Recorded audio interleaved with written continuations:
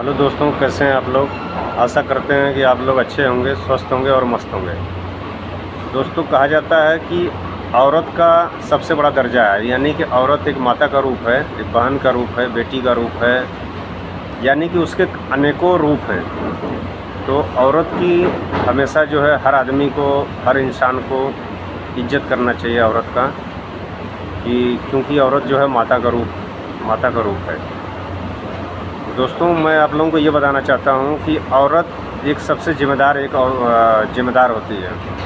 हम और आप, जैसे अगर हम और आप घर पर रहते हैं तो सबसे पहले हमें खाना बना करके औरत देती है।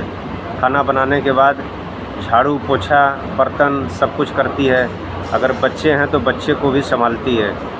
उसके बाद वो सबको कार्य करके आपका भी ध्यान रखती है कि आपको ड्यूटी जाना है। अगर आप ड्यूटी पीरियड जाते हो ड्यूटी पर, तो आपके लिए जो है वो लंच का प्रबंध करती है, लंच को तैयार करती है। उसके बाद आपको पैक करती है लंच को और आपको देती है, और आप लेकर के लंच को जाते हो।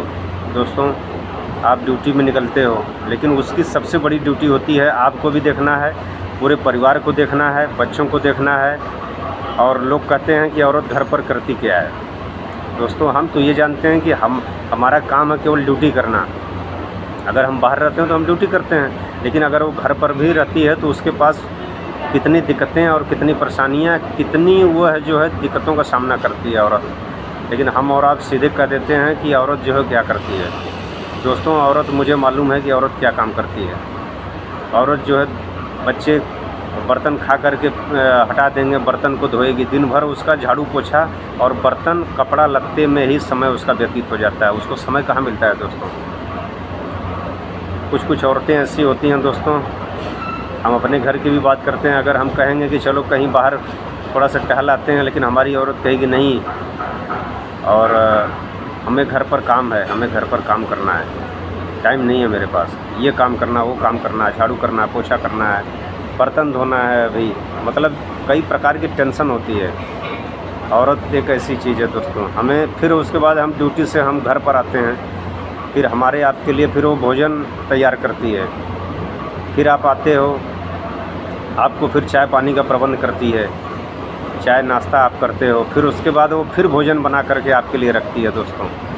फिर आपके साथ जो है बातें करती है, आपके साथ रहती है।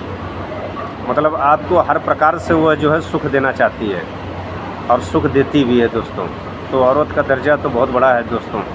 और हम औरत को, बहुत लोग हम औरत को मारते और पीटते हैं, डांटते और फटकारते हैं। दोस्तों, ऐसा नहीं होना चाहिए मेरे हिसाब से। अगर झगड़ा टकरार सबके साथ होता है, परिवार में सबके साथ होता है, लेकिन आपस में तालमेल बना के रखें दोस्तों।